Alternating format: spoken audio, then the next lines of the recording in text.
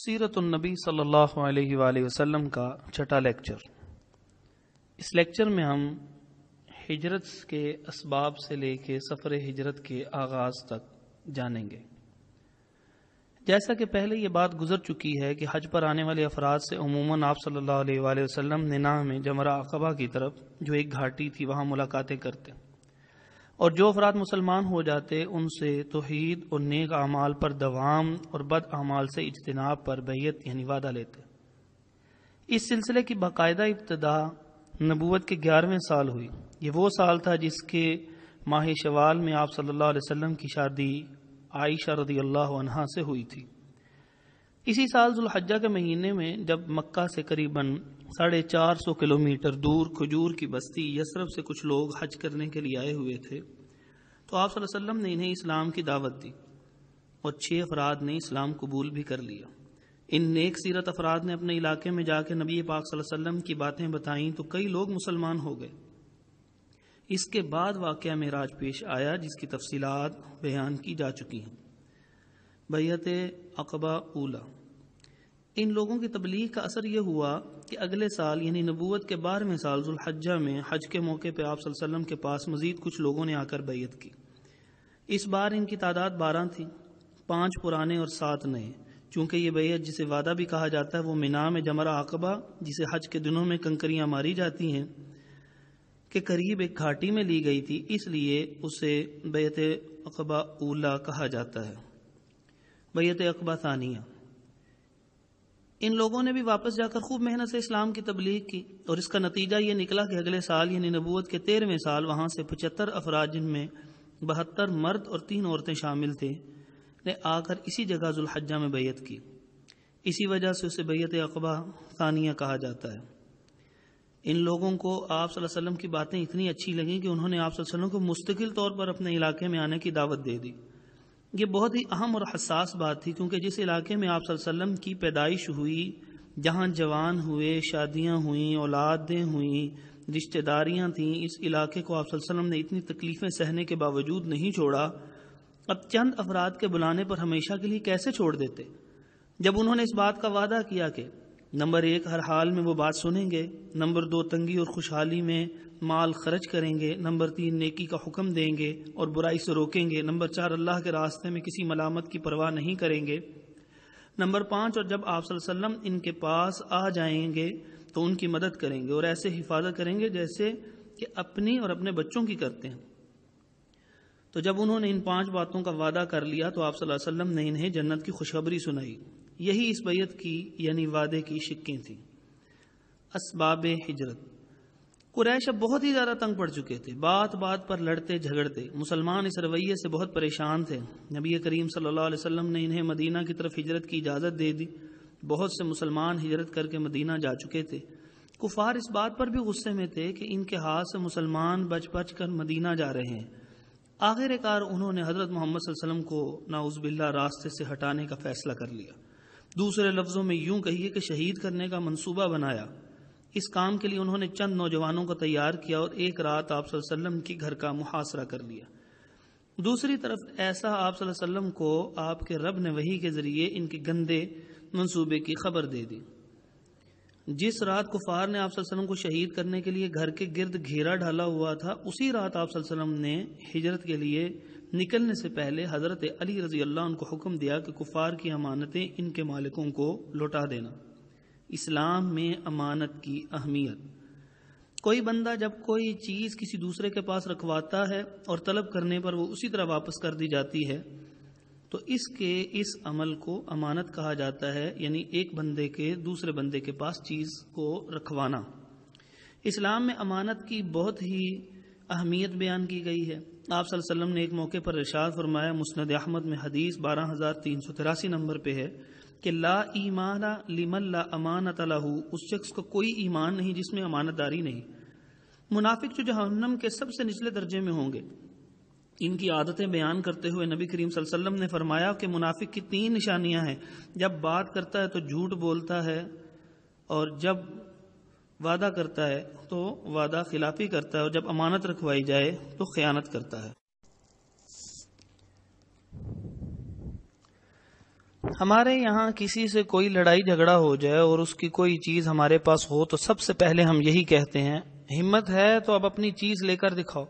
قربان جائیں نبی پاک صلی اللہ علیہ وسلم پر، جنہوں نے قتل کرنے کے لیے باہر آنے والے افراد جو باہر کھڑے تھے، آپ صلی اللہ علیہ وسلم نے ان کی امانتیں بھی واپس کرنے کا حکم دے دیا۔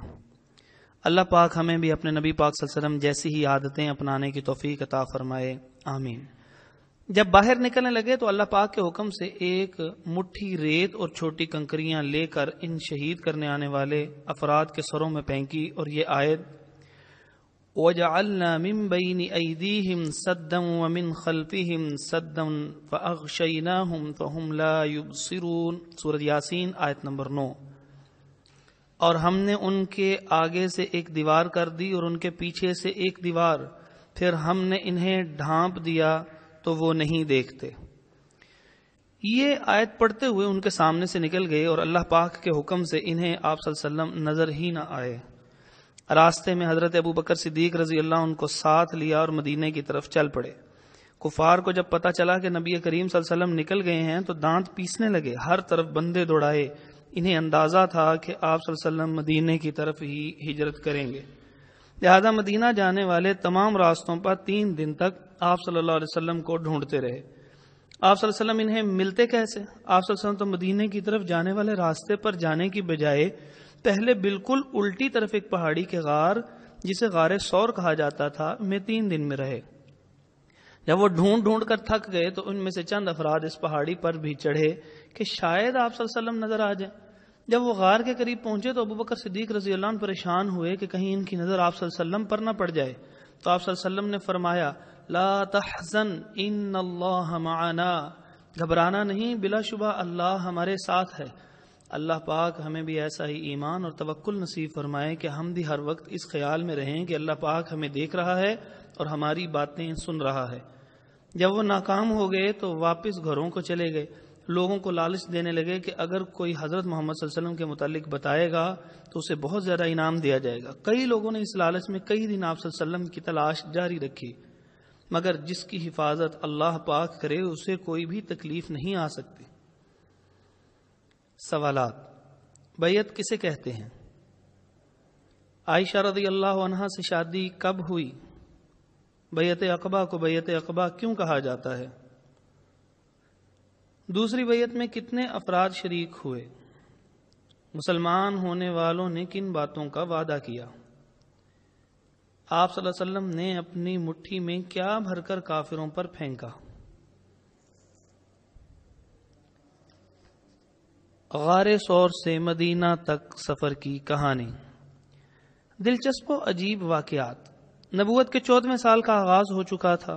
سفر کے مہینے کے آخری ایام یعنی 27 تاریخ کی بات ہے کہ جب آپ صلی اللہ علیہ وسلم اپنے پیارے دوست ابو بکر صدیق رضی اللہ عنہ کے ساتھ مدینہ کی طرف ہجرت کے لیے مکے سے مدینہ کے مخالف سمت چلے، اور ایک غار جسے غار ثور کہتے ہیں اس میں جمعہ، ہفتہ اور اتوار کا دن رہے۔ جب مکے والے آپ صلی اللہ علیہ وسلم کا کوئی سراغ نہ لگا سکے تو سوموار کو آپ صلی اللہ علیہ وسلم مدینہ کی طرف عازم سفر ہوئے۔ آپ صلی اللہ علیہ وسلم کی حفاظت کا منفرد انداز۔ سارے صحابہ کرام رضی اللہ عنہم ہی آپ صلی اللہ علیہ وسلم سے بڑی محبت کرتے تھے، اپنے آپ سے بھی زیادہ آپ صلی اللہ علیہ وسلم کی حفاظت کرتے۔ جن دنوں آپ صلی اللہ علیہ وسلم حضرت ابو بکر صدیق رضی اللہ عنہ کے ساتھ غار میں تھے، ان دنوں ابو بکر صدیق رضی اللہ عنہ کے بیٹے عبداللہ رضی اللہ عنہ مکہ والوں کے ساتھ رہتے۔ دشمن سارا دن جو سازشیں کرتے تھے وہ رات کو جا کر اس کی اطلاع آپ صلی اللہ علیہ وسلم کو دیتے تاکہ آپ صلی اللہ علیہ وسلم سارے حالات سے باخبر رہیں۔ اسی طرح ابو بکر صدیق رضی اللہ عنہ کے غلام عامر بن فہیرہ سارا دن بکریاں چراتے اور رات کو ان کا دودھ آپ صلی اللہ علیہ وسلم کو پیش کرتے۔ 4 افراد کا قافلہ۔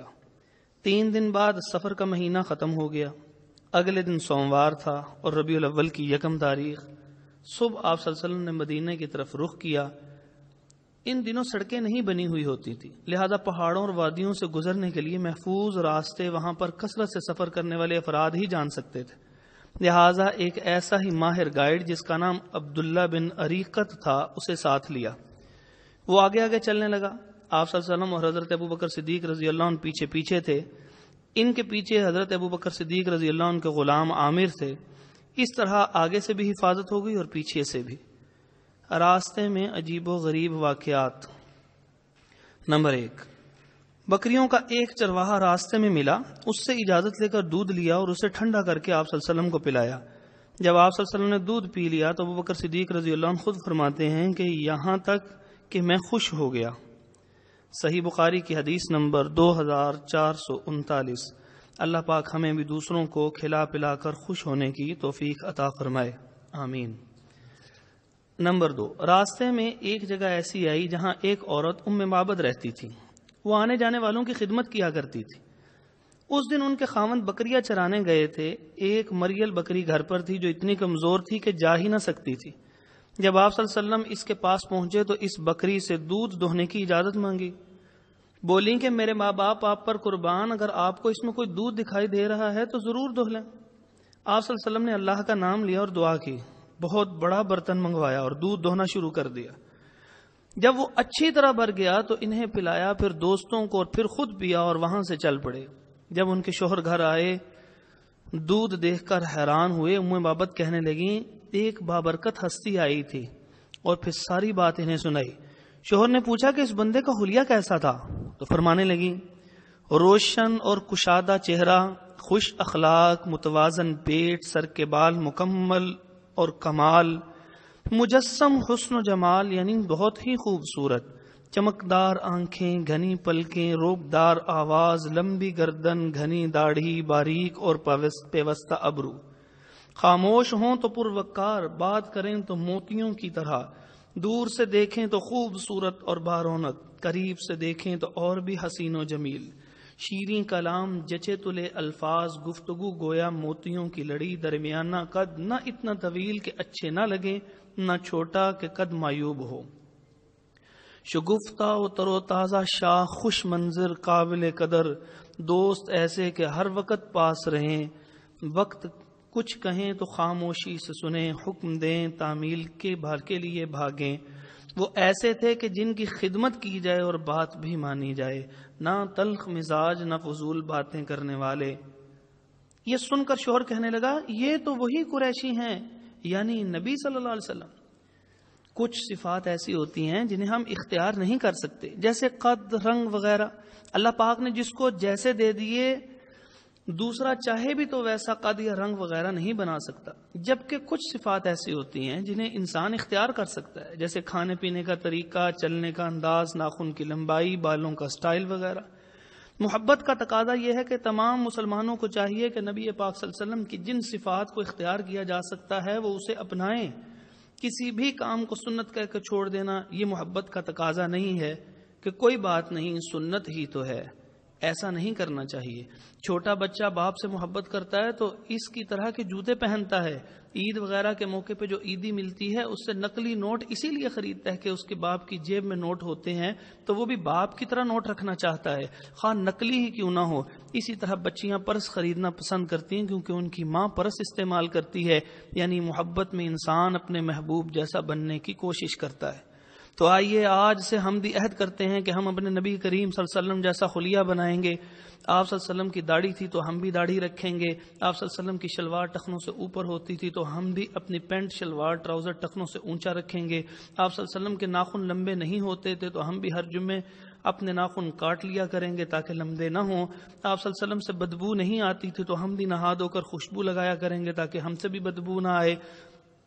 آپ صلی اللہ علیہ وسلم بڑے تحمل مزاجی سے چلتے تھے تو ہم بھی ایسے ہی چلیں گے۔ آپ صلی اللہ علیہ وسلم بڑے سوچ سمجھ کر اچھے انداز میں بات کرتے تھے تو ہم بھی ایسے ہی بات کریں گے۔ آپ صلی اللہ علیہ وسلم خوش اخلاق تھے تو ہم بھی خوش اخلاقی کا مظاہرہ کریں گے۔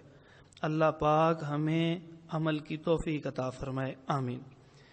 تیسرا واقعہ، کفار نے آپ صلی اللہ علیہ وسلم کو پکڑنے کے لیے سب لوگوں کو لالچ دیا کہ جو پکڑ کر لائے گا اسے 100 اونٹ دیے جائیں گے۔ نبی پاک صلی اللہ علیہ وسلم جا رہے تھے کہ ایک آدمی کو اندازہ ہوا کہ شاید یہ آپ صلی اللہ علیہ وسلم ہی ہیں۔ اس نے اپنے دوستوں کو یہ بات بتائی تو ان میں سے ایک آدمی جس کا نام سراقہ تھا، اس نے سب کے سامنے اس بات کو غلط ظاہر کیا، لیکن بعد میں وہ اس خیال سے اپنے گھوڑے پر بیٹھ کر ان کی تلاش میں نکلا کہ ہو سکتا ہے وہ آدمی واقعتاً حضرت محمد صلی اللہ علیہ وسلم ہو۔ جب قریب پہنچا تو گھوڑا پھسلا اور وہ نیچے گر گیا۔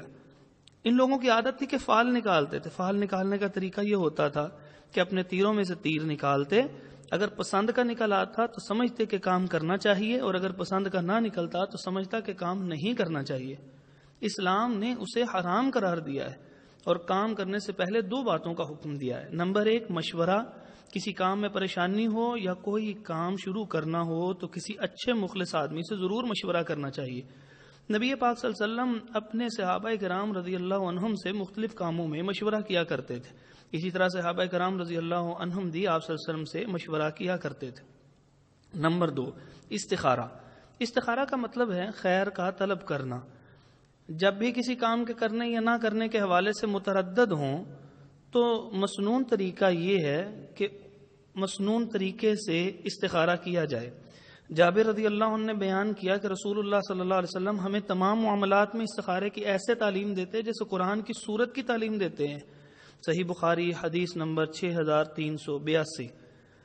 اس کا طریقہ یہ ہے کہ ممنوع اوقات یعنی طلوع، زوال اور غروب کے علاوہ 2 رکعت نفل پڑھیں اور پھر یہ دعا مانگے: اللہم انی استخیرک بعلمک واستقدرک بقدرتک واسألک من فضلک العظیم فإنک تقدر ولا اقدر وتعلم ولا اعلم وأنت علام الغيوب اللهم إن كنت تعلم أن هذا الأمر خير لي في ديني ومعاشي وعاقبة أمري فاقدره لي ويسره لي ثم بارك لي فيه اللهم إن كنت تعلم أن هذا الأمر شر لي في ديني ومعاشي وعاقبة أمري فاصرفه عني واصرفني عنه واقدر لي الخير حيث كان ثم ارضني به۔ اے اللہ میں بھلائی مانگتا ہوں تیری بھلائی سے، تو علم والا ہے، مجھے علم نہیں، اور تو تمام پوشیدہ باتوں کو جاننے والا ہے۔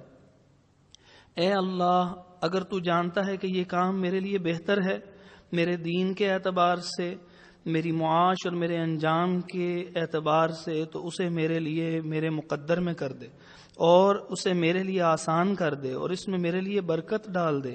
اے اللہ اگر تو جانتا ہے یہ کام میرے لیے برا ہے، میرے دین کے لیے، میرے معاش کے لیے اور میرے انجام کار کے لیے، تو اسے مجھ سے پھیر دے اور مجھے اس سے پھیر دے اور میرے لیے بھلائی مقدر کر دے جہاں کہیں بھی وہ ہو، اور پھر مجھے اس سے مطمئن کر دے۔ یہ دعائے استخارہ ہے۔ اس کے ترجمے پر غور کرتے ہوئے اخلاص سے پڑھیں، نتیجہ اللہ پر چھوڑ دیں۔ یقین رکھیں اگر وہ کام آپ کے لیے بہتر ہوگا تو ہو جائے گا، ورنہ اللہ پاک بہتر اور مفید کام کی طرف راہ آسان کر دیں گے۔ ترجمے پر غور کریں تو اندازہ ہو جائے گا کہ استخارے کی دعا متکلم یعنی دعا کرنے والے کے لیے ہے۔ الفاظ یہ ہیں: خیر لی، میرے لیے بہتر ہے تو میرے مقدر میں کر دے۔ غور کریں جو لوگ دوسروں سے رشتہ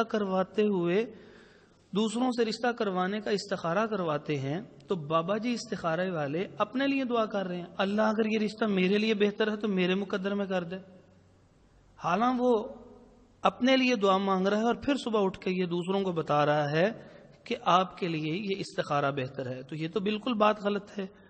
رات سونے سے پہلے ہی استخارہ کرنا لازم نہیں ہے، اور پھر یہ سمجھنا کہ استخارہ کر کے سوئیں گے تو خواب آئے گا جس میں اشارہ ہوگا کہ یہ کام کرنا چاہیے یا نہیں، یہ بھی درست نہیں۔